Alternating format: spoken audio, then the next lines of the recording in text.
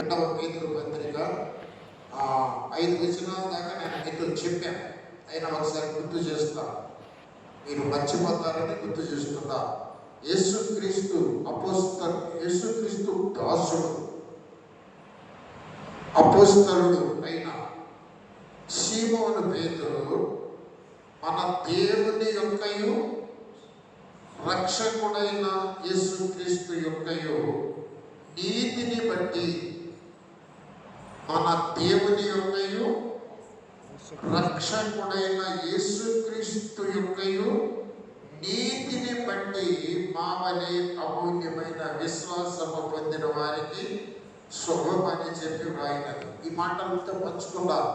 మీరు మర్చిపోయారని నాకు తెలుసు, అయినా పర్వాలేదు, నేను జ్ఞాపకం చేస్తాను. గుర్తుపెట్టుకోవాలి, ప్రతి మాట విలువైనది, ప్రతి మాట ఎంతో విలువైనది.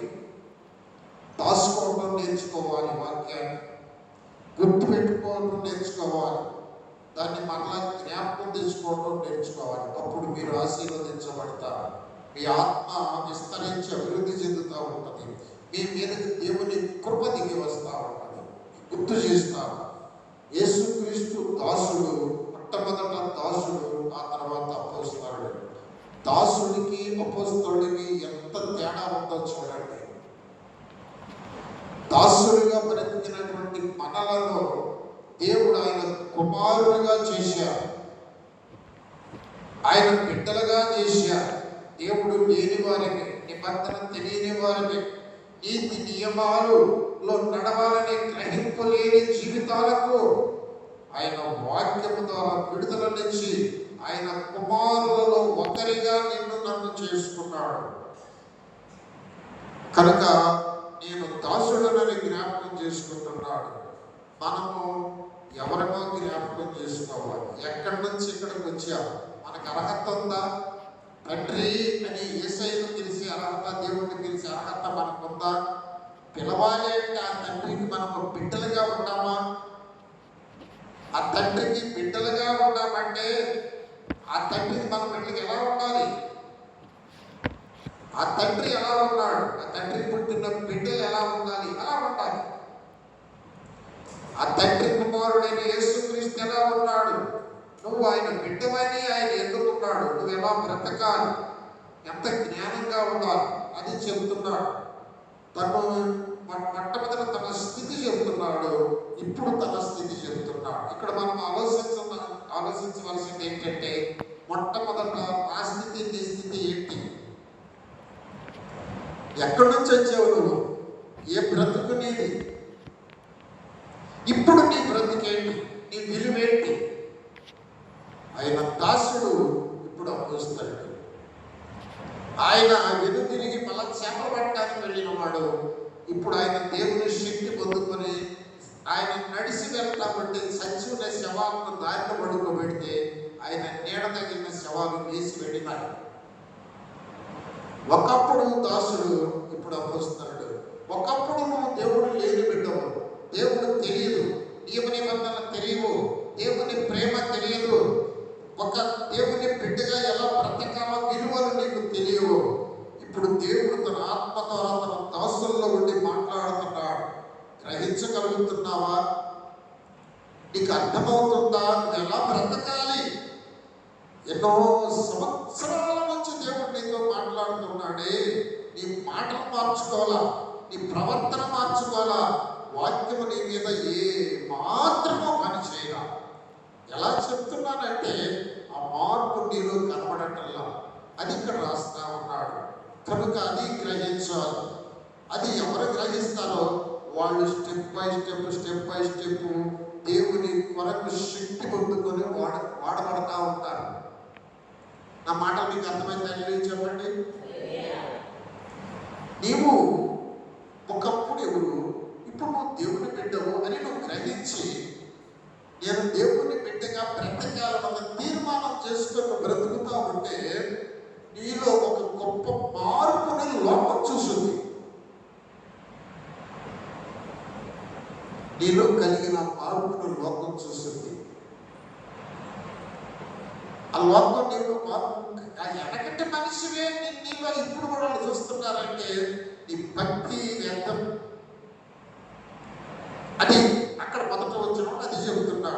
నేను దాసుడను, ఇప్పుడు అపోస్తలుడను.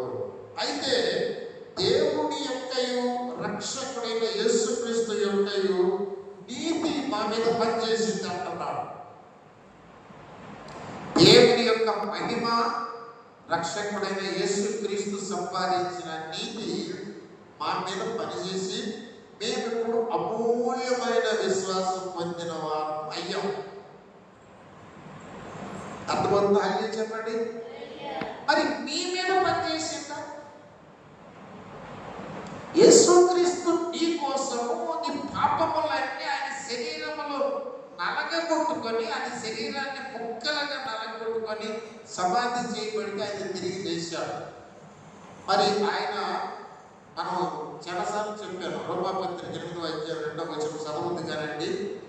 ధర్మశాస్త్రము దేనిని చేయజాలకపోయినా దానిని దేవుడు చేశాడు. ఎలా చేశాడు? తన కుమారుని శరీరాకారంతో పంపి ఆయన శరీరం అంతా మన పాపములకు శిక్ష విధించాడు. ఆయన శరీరం అందు ఆ పాపములకు శిక్ష విధించాడు కనుక నేను పాపిని కాదు, నేను ఇప్పుడు నీతిమంతుడు, నేను పరిశుద్ధుడు. ఈ పరిశుద్ధతకు తగినట్టుగా నేను బ్రతకాలి అనేటువంటి ఆ ఇంగిత జ్ఞానం నాకుంటే నేను మళ్ళీ లోకంతో మమేకమవు, మూర్ఖులతో కూర్చొని వ్యర్థమైన మాటలు పలకము, ముచ్చట్లు చెప్పుకునే వారి మధ్యకి వెళ్ళి వాళ్ళ మాటలతో మాట కలపను. నేను మూర్ఖులకు ఈ తరము వారికి వేరై రక్షణ పొందిన పెట్టను అని గ్రహింపునికి వస్తుంది. దాన్ని కాపాడుకుంటావు. ఎప్పుడైతే దాన్ని నువ్వు కాపాడుకుంటావో పరిశుద్ధాత్మ నిన్ను ఆవరిస్తాడు. 2 చేతులు తల్లించబడి మాటలు గ్రహించాలి. ఏమండి? దేవుని యొక్క రక్షకుడైన యేసుక్రీస్తుని బట్టి నాకేమొచ్చింది? వాళ్ళ నీతిని బట్టి అమూల్యమైన విశ్వాసము పొందాము. అలాగ అమూల్యమైన విశ్వాసము మీరు కూడా పొందాలని చెప్పి మీకు రాస్తున్నాను. పొంది ఉంటారని రాస్తున్నాను ఈ మాట్లాడతాడు పేతురు గారు. పేతురు గారేమో మనకంటే పెద్ద విశ్వాసం ఎంత గొప్పడేం కాదు.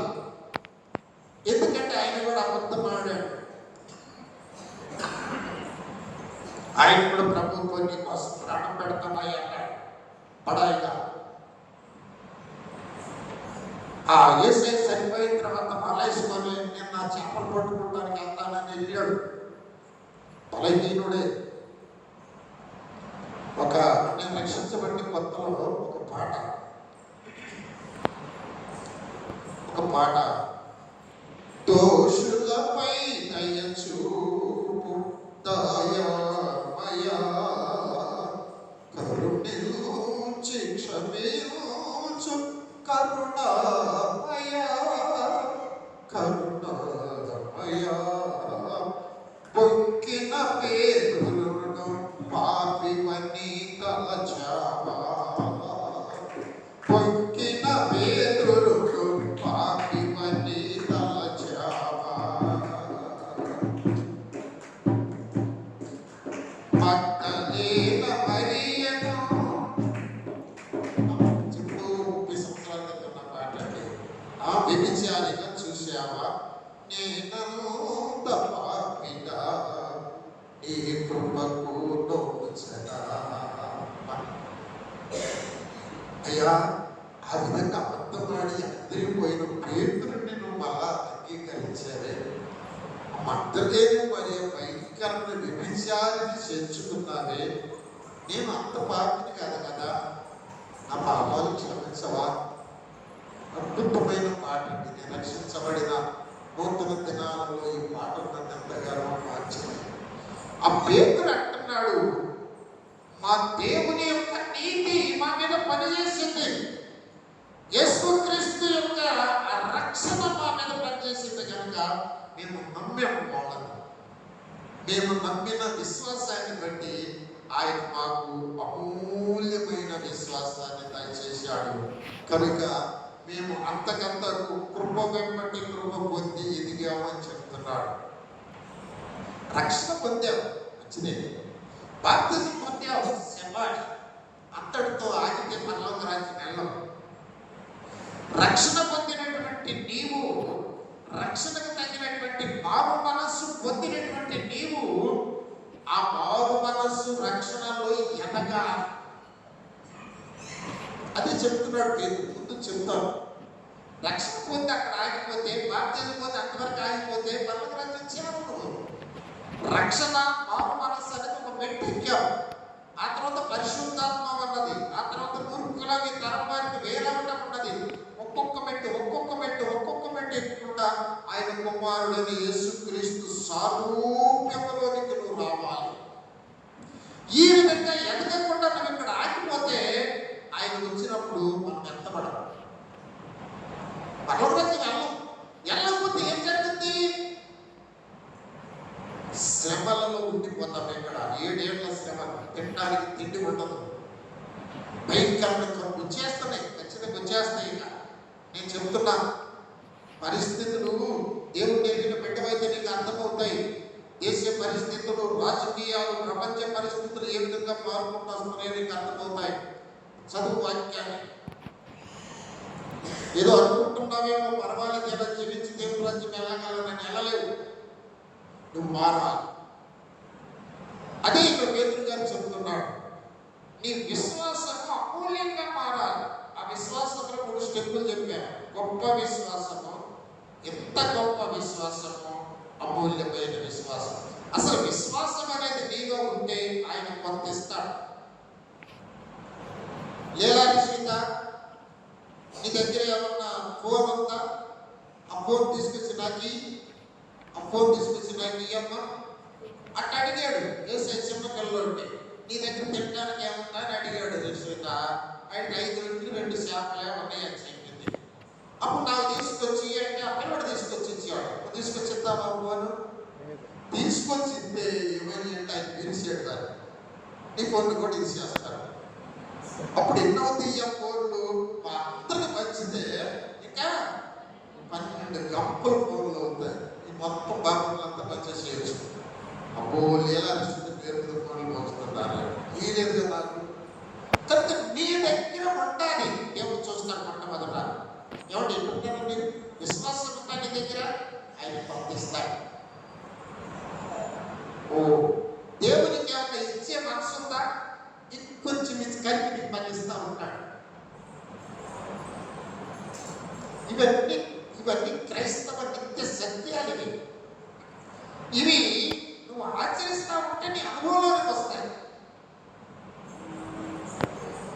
నా పేరెంట్ ఎవరైనా నీ ఇంటికి వస్తే ఒక ముద్ద అన్నం పెట్టేవా? నా పేరెంట్ ఎవరైనా నీ ఇంటికి వస్తే వాళ్ళు అక్కడ గమనించి వారిని ఏమన్నా ఆదరించేవా? అది దేవుడు చూస్తాడు. ముఖ్యమైన సభ్యులు ఇచ్చేవా? దానికి తగిన కొలత కొలిసి నీ ఊళ్ళో పోస్తాడు, నీ ఇంటికి ఇస్తాడు, దాన్ని అనుభవిస్తాడు. కనుక నీ యాక్షన్కి ఆయన రియాక్షన్ కల్పిస్తాడు. ఆయన ఇస్తే ఎలా ఉంటుందంటే, అది 5 రొట్టెలు ఇస్తే 12 గంపలు ఇచ్చినట్టుగా ఉంటుంది అన్నమాట. నీ విశ్వాసం, అసలు విశ్వాసం అనేది ఉంటే, అసలు విశ్వాసం అంటే ఏంటి చెప్పండి? విశ్వాసం అంటే ఏంటి చెప్తారా? విశ్వాసం అన్నది నిరీక్షింపబడు వాటి యొక్క నిజస్వరూపము, అదృశ్యమైనవి ఉన్నవి అంటారు. దాని అర్థం ఏంటి? మాట అర్థం చెప్పండి ఒకసారి. విశ్వాసం అన్నది నిరీక్షింపబడు వాటి యొక్క నిజస్వరూపం. నేను చదువుకున్నా, వినండి, నేను చదువుకున్నా, నాకు గవర్నమెంట్ ఉద్యోగం చేయాలి, నా నిరీక్షణ. ఎన్నో ప్రయత్నాలు చేశాను, ఉద్యోగం ఇవ్వలేదు. టైం అయింది, ఒక నెల టైం ఉంది, తర్వాత గవర్నమెంట్ ఉద్యోగం రాదు. చిత్రం చెప్పలేను, కానీ నేను నమ్మాను, నా దేవుడు నమ్మాను. మా అమ్మకు కూడా మాట ఇచ్చాను, అమ్మా మనం నమ్మిన దేవుడు నాకు ఉద్యోగం ఇస్తాడన్నా. తర్వాత ఇంటర్వ్యూకి వెళ్ళి నాకు జాబ్ ఇచ్చేటువంటి ఆఫీసర్ అన్నాడంటే ఆయన, ఆల్సన్ ఇంకొక 4 రోజుల్లో నీ యొక్క వయసు అయిపోయింది కదయ్యా, నువ్వు లక్కీ ఫెలో అయ్యా అన్నాడు. దాటితే నాకు ఈ స్టేజ్ ఉండేది కాదు. ఇప్పుడు ఉన్నటువంటి ఈ యొక్క పెన్షన్ జీవితం నా బిడ్డల పరిస్థితి ఎలా ఉండేది కాదు. నువ్వు నమ్మిన నీ విశ్వాసం నీ జీవితంలో కార్యం చేస్తూ ఉంటుంది. ఆ విశ్వాసం నీకు ఉంటే ఆయన కొంత బలమైన విశ్వాసం, అమూల్యమైన విశ్వాసం ఇస్తాడు. ఆ విశ్వాసం నిన్ను దేవుని రూపంలోకి మార్చుతుంది. హల్లెలూయా. ఆ విశ్వాసం అగ్నిగుండంలో నిన్ను కాపాడుతుంది. ఆ విశ్వాసము దానియేలు వలె సింహాల బోనులో నిన్ను కాపాడుతుంది. ఆ విశ్వాసము భయంకరమైన ఈ పరిస్థితిలో ఉన్నటువంటి ఈ దుష్ట సమాజము, ఈ దుష్ట రాజకీయాలు, ఈ కుళ్ళు యొక్క సమాజం నుంచి నిన్ను కాపాడుతుంది.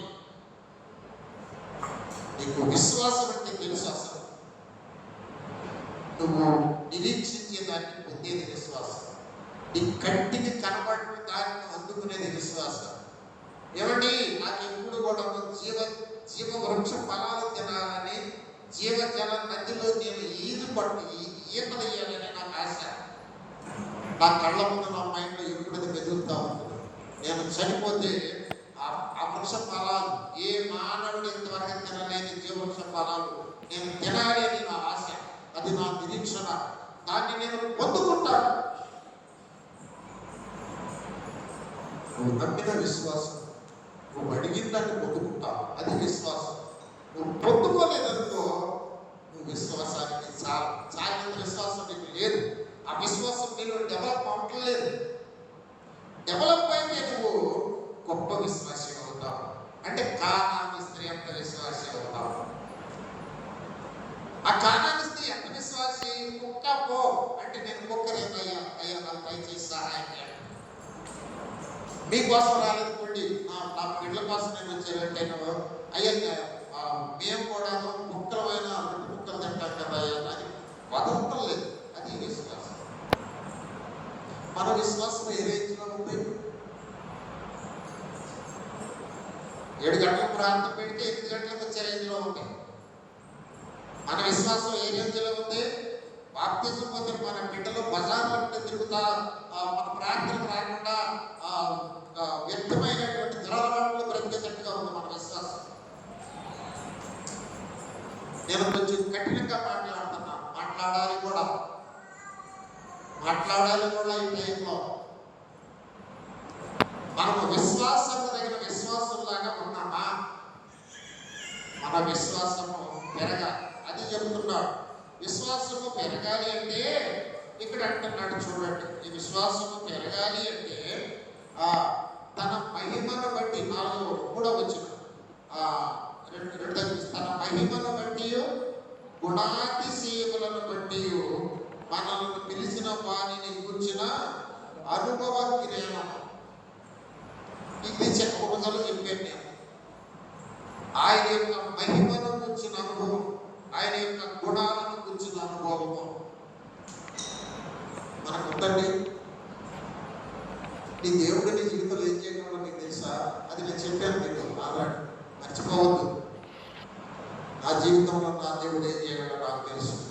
దాన్ని పొందుకుంటా సత్యమైన పొందుకుంటాను.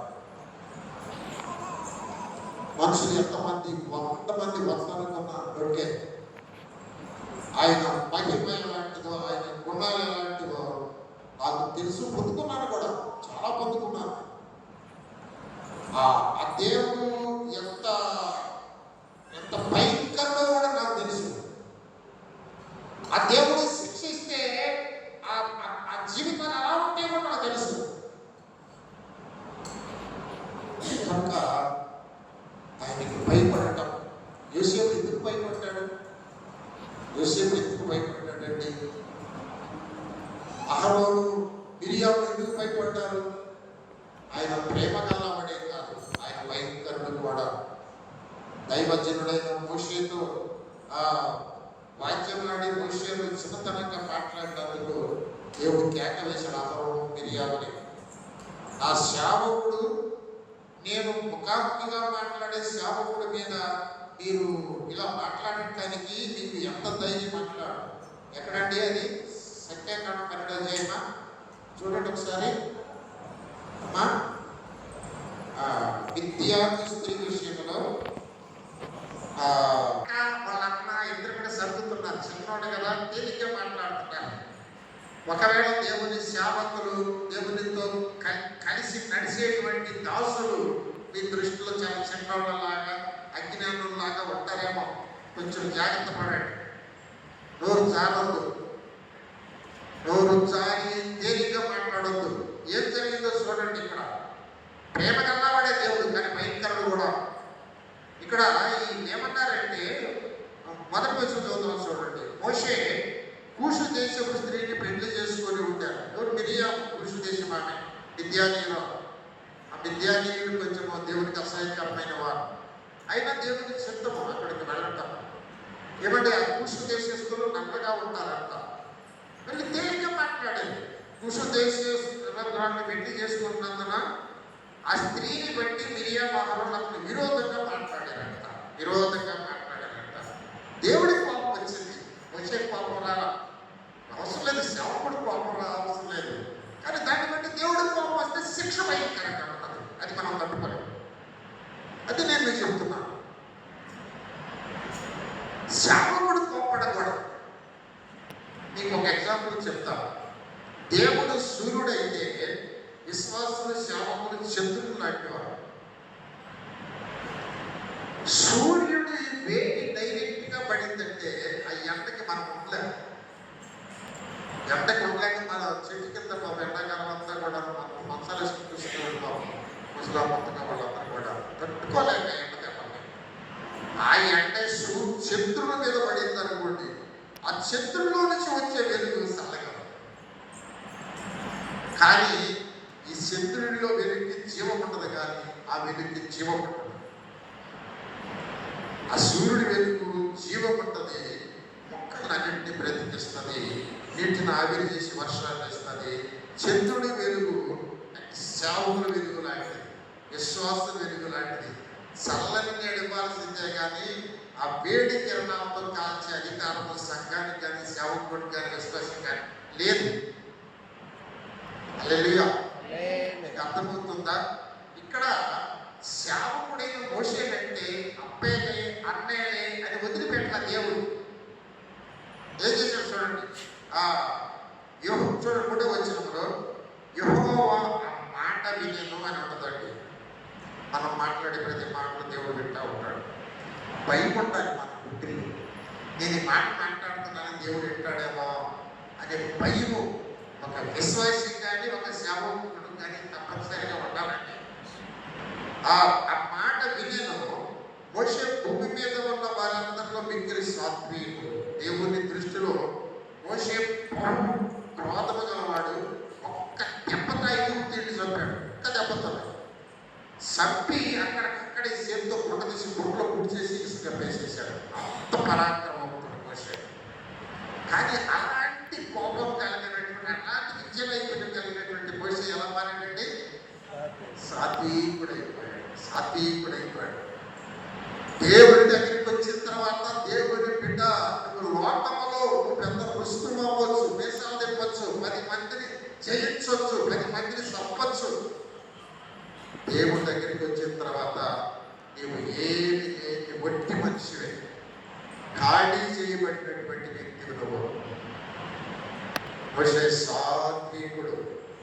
ఏమంటాడు దేవుడు? మీరు 3 ప్రత్యక్ష గుడాలకు రండి అని హఠాత్తుగా మోషే అహరోను మిరియాములకు ఆజ్ఞ ఇచ్చాడు. ఆ 3 రాగా 5వ వచనం, యెహోవా మేఘస్తంభములు దిగి ప్రత్యక్షపు గుడారము యొక్క ద్వారము వద్ద నిలిచి అహరోను మిరియాములను పిలిచాడు. వారిద్దరూ రాగా ఆయన, ఆ మాటలు వినండి, మీరు ప్రవక్త ఉంటే యెహోవాకు నేను దర్శనమిచ్చి అతడు నన్ను తెలుసుకున్నట్లు కలలో అతనితో మాట్లాడుదు. మీరు ఒకవేళ ప్రవక్తలైతే మీతోనే మాట్లాడతారు. మీరే సేవకులు అయ్యేవాడు, మీరే ప్రవక్తలు అయ్యేవారు, మీరే వాక్యాన్ని ప్రకటించేవారు. కానీ అట్లా కూడా కాదు. మోషే నా సేవకుడైన మోషే అట్టివాడు కాడు, నా ఇల్లంతటిలో నమ్మకమైన వాడు. నేను గూఢభావంతో కాదు, దర్శనమిచ్చి ముఖాముఖిగా అతనితో మాట్లాడుదు. అతడు యెహోవా స్వరము నిదానించి చూసును.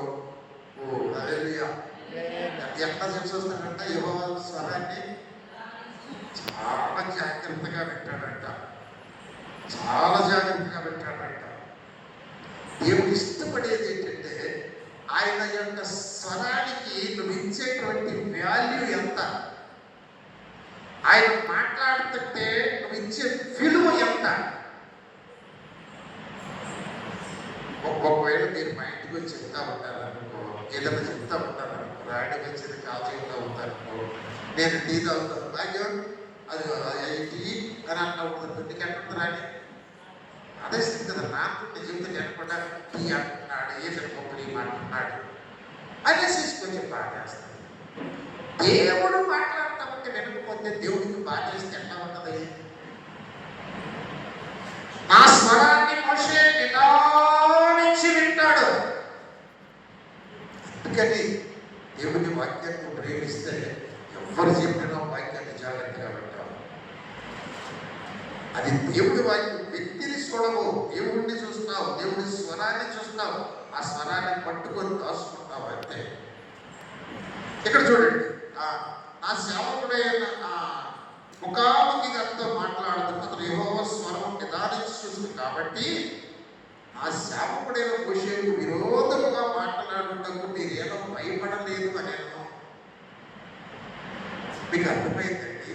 సేవకుడికి విరోధంగా మాట్లాడటానికి సకం ఏం చేయాలా? భయపడకూడదు కదా. ఆప్రాలు ఒక్కడే కదా, వీడు ఎక్కడి నుంచి వచ్చాడు, వీడికి ఎవరున్నారు, వీడిని తిడితే ఎవడం, వీడికి దిక్కేంటి? నిజమే, దిక్కుండదు. కొడతాను, తిడతాను, లోపం రకరకాలుగా చేస్తారు. కానీ దేవుడే దిక్కు. దేవుడు చర్య తీసుకుంటే చెప్ప పెట్టకుండా నీ జీవితం స్మాష్ అయిపోతుంది. ఏమంటుంది మిగలదు, ఏడవడం తప్పకేం చేయలేదు.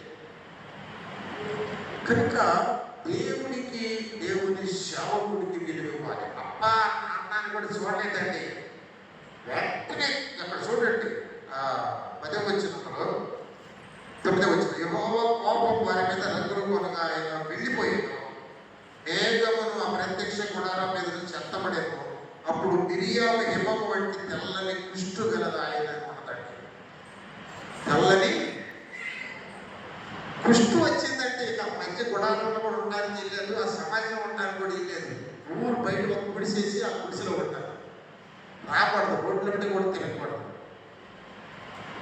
చూడండి, కొన్ని క్రైస్తవ విలువలను మనం నేర్చుకోకపోతే మన జీవితాలు నష్టం కదా.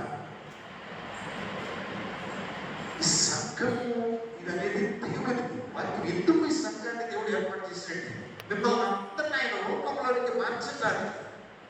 దానికి మూలం సేవకుడు. ఇక్కడ సేవకుడు లేకపోతే ఆయన వచ్చి మీతో మాట్లాడలేడు. సేవకుడు ఉపయుక్తమైన పాత్రగా సిద్ధపడితే సేవకుడిని ఆవరించి దేవుని ఆత్మ మీతో మాట్లాడతారు.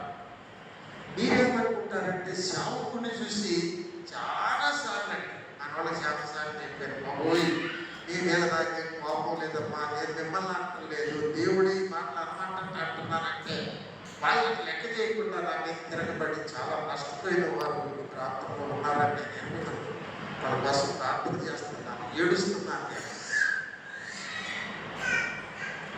కనుక ఇక్కడ నేను మీతో చెప్పేది ఏంటంటే, నేను పరిగెత్తట్లేదు, వాక్యాన్ని లోతుగా తవ్వి మీ ముందు పెడుతున్నా. తొవ్వే కొద్దే ఆ గనిలో నుంచి బంగారం రత్నాకృత్యం వస్తున్నట్టుగా వాక్యాన్ని ఆత్మతో తొవ్వుతూ ఉంటే ఎన్నో నీకు తెలియని విషయాలు మీకు అర్థమవుతూ ఉంటాయి.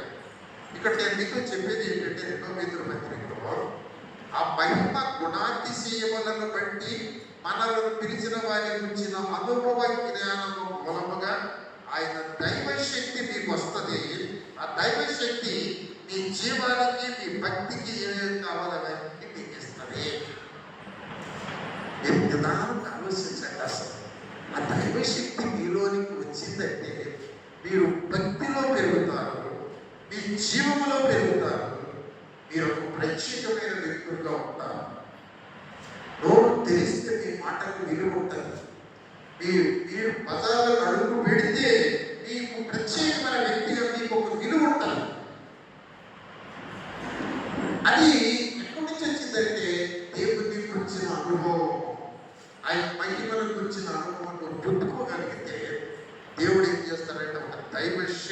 వస్తాడు. ఆ దైవ శక్తి ఏ వ్యక్తిలో ఉంటుందో ఆ దైవ శక్తి నీ జీవానికి నీ భక్తికి సాగిన ఆ దైవ శక్తి తెప్పిస్తుంది. హల్లెలూయా. ఆ కిందకి వస్తాను. ఇంకా కింద చూడండి, దేవుని గురించినట్టు ప్రభు యేసు క్రీస్తుని గురించినట్టు అనుభవ జ్ఞానం కొలవగా మీకు కృప సమాధానము విస్తరించుగాక. అంటే ఏంటమ్మా ఆశీర్వాదం? విస్తరించుగాక అంటే విస్తరించుగాక. విస్తరించుకుంటే హలో ఏం చెప్పలేదు. స్త్రీకు ఏంటి విస్తరించడం ఏంటి? ఆయనపై తల మీద ముందు గుండు ఉండేది, ఇప్పుడు వెంట్రుకలు విస్తరించారు. మీకు అర్థమవుతుంది చెప్తున్నాను. వెంట్రుకలు ఉండేది కాదు, ఇప్పుడు ఆ వెంట్రుకలు విస్తరించారు. అంతకుముందు దయానంద గారిని ప్రార్థించమని పుట్టలేవాడు, ఇప్పుడు దయానంద ప్రార్థన పరిగెత్తుకుంటూ వస్తున్నాడు. అంటే ఆయన కొంచెం విస్తరించడం. వాళ్ళ కనబడి ఓటు చుట్టూ పెరిగినట్టుగా ఆయన కూడా బయటకు కొంచెం విస్తరిస్తుంది. మీకు కృప సమాధానము విస్తరించుగాక. విస్తరించుగాక. ఎట్లా విస్తరిస్తుంది కృప? కృప ఎట్లా విస్తరిస్తుంది? ఏ పాపిలో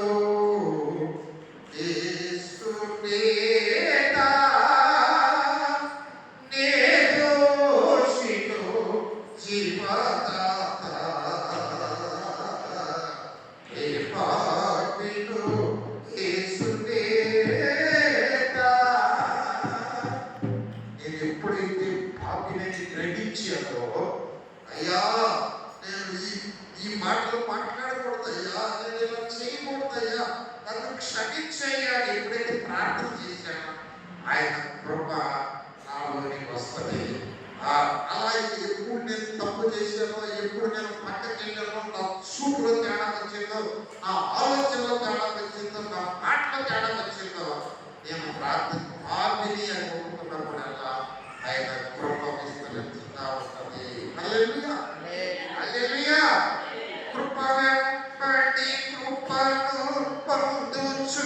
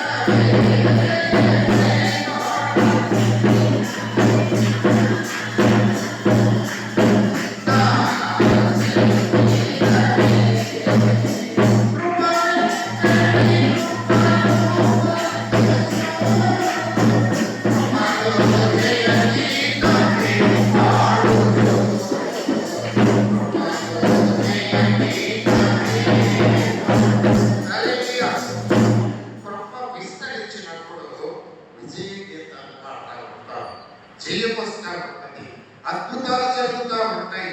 ఊహించినటువంటి కార్యాలు నీ కుటుంబంలో జరుగుతూ ఉంటాయి. స్తుతిస్తావు, కృతజ్ఞతలు కొట్టాలు పెడతావు, ఆ పేరును బట్టి దేవుడికి గర్వపరుస్తావు, 10 మందికి బోధిస్తావు, 50 మందికి అన్నం పెడతావు. హల్లెలూయా. అది జీవితం. కృపా సమాధానము ఎప్పుడైతే విస్తరించిందో నీవు జీవితం మాట్లాడు, నువ్వు గ్రహిస్తావు. ఆ తప్పుకి శిక్ష లేదు, ఆ దేవుడు తీసివేసినాను, దీవించినాను, విశ్వాసంలో భక్తిని పెంచాడు. హల్లెలూయా. సమయం అయిపోతుంది, చాలా చెప్పాలనుకుంటున్నాను కానీ పరిశుద్ధాత్మ దేవుడు ముందుకు పోనివ్వటం లేదు. నాకు అర్థమవుతా ఉన్నది. చూడండి, 5వ వచనం 4వ వచనం మీతో చెప్పాను. ఏంటిది? వాగ్దానముల మూలముగా దురాశను అనుసరించడం వలన లోకమందున్న భ్రష్టత్వాన్ని తప్పించుకొని దైవ స్వభావంలో పాలివాలన్నట్లు వాగ్దానాలు అనుగ్రహించారు. ఇక్కడ కొన్ని మాటలు చెప్పి నేను ముందుకెళ్ళాలండి, కానీ టైం ఏమో సాధం లేదు. ఇక్కడ మీకు నేను కొన్ని మాటలు చెప్పాలి. దేవునికి స్తోత్రం. హల్లెలూయా, హల్లెలూయా. చూడండి, జాగ్రత్తగా చూడండి. మనము మనసు పొందాం, ప్రార్థన వస్తున్నాం, రక్షణ పొందాం, బాప్తిజం పొందాం, అందరికీ ఓకే. కానీ అది చాలదండి, అది చాలు. ముఖ్యంగా రెండు మనం పొందాలి. ఇక్కడ చెప్పిన మాటలు బట్టి, ఒకటి దైవ శక్తిని పొందాలి, రెండు దైవ స్వభావంలో పాలివారు కావాలి. ఈ రెండు ఏ వ్యక్తి పొందుకుంటాడో ఆ వ్యక్తిలో పరిశుద్ధాత్మ ఉంటాడు. హల్లెలూయా. ఈ రెండు లేకుండా పరిశుద్ధాత్మ వచ్చే అవకాశం లేదు, లేదు, కుమ్మడికి లేదు. భ్రమపడమాక పరిశుద్ధాత్మ నీలో ఉంటే దైవ స్వభావంలో పాలివారస్తులు అవుతాం. పరిశుద్ధాత్మ నీలో ఉంటే దైవ శక్తి నీకు భక్తిని, జీవాన్ని ఇస్తుంది. పరిశుద్ధాత్మ నీలో ఉంటే దురాశను అనుసరించి భ్రష్టుడుగా బ్రతుకు.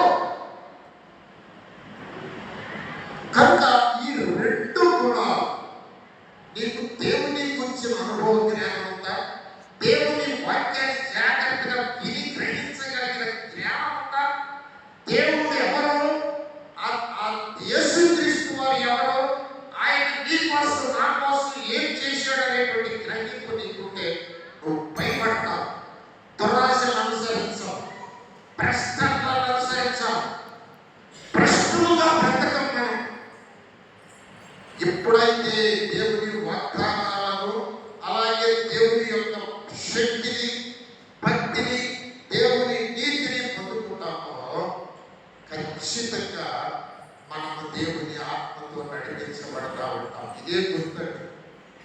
దేవుని ఆత్మ నీలో ఉంటే దేవుని ప్రేమ నీలో ఉంటుంది. హల్లెలూయా, హల్లెలూయా. నీలోనికి నూతన స్వభావం వస్తుంది. ఇప్పుడు ఒక మాట మీకు నేను జ్ఞాపకం చేస్తాను. ఎఫెసీయులకు రాసిన పత్రిక 4:22 ఎవరైనా ముందు చదవండి. ఎఫెసీయులకు రాసిన పత్రిక 4:22 చదవండి.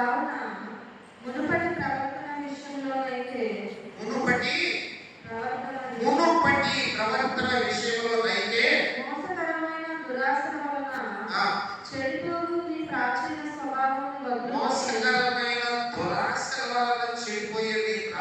స్వభావము వదులుకొని మీ చిత్తవృత్తి యందు నూతనపరచబడిన వారై నీతియు యథార్థమైన భక్తియు గలవారై దేవుని పోలికగా సృష్టింపబడిన నవీన స్వభావమును ధరించుకోవాలి. ఇది జరిగింది. ఏదో బాప్తిజం తీసుకున్నాను, దేవుని పెట్టినాను అన్నలాగా ఇది జరగకుండా వేస్ట్. నీ బాప్తిజం మారు మనసు లేని నీ బాప్తిజం, శనివారం ప్రార్థనకు రాలేని నీ బాప్తిజం, కనీసం దేవుడు వాక్యం మాట్లాడకుండా వాక్యాన్ని గ్రహించలేని నీ మారు మనసు బాప్తిజం, నీ భక్తి వేస్ట్, వృధా. ఇది జరగా పేతురు ఎంత అద్భుతంగా చెబుతున్నాడో చూడండి. మళ్ళా నేను చదువుతాను. 22వ వచనం. మునుపటి ప్రవర్తన విషయం అయితే ఏంటయ్యా? మోసకరమైన దురాశల వలన చెడిపోయేటువంటి ఆ ప్రాచీన స్వభావం వదులుకున్నావా?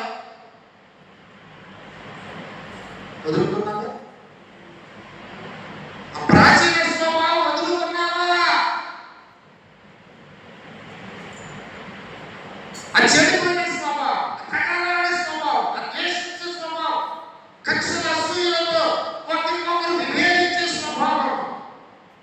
దేవునికి ప్రేమ వచ్చిందా? నవీన స్వభావం ధరించుకున్నావా? అయితే నువ్వు దేవుని యొక్క కృపలో నువ్వు ఎదగటం లేదు. ఎక్కడ నీకు సైతాను శరీరం కార్యం ఉందో అది ఒప్పుకొని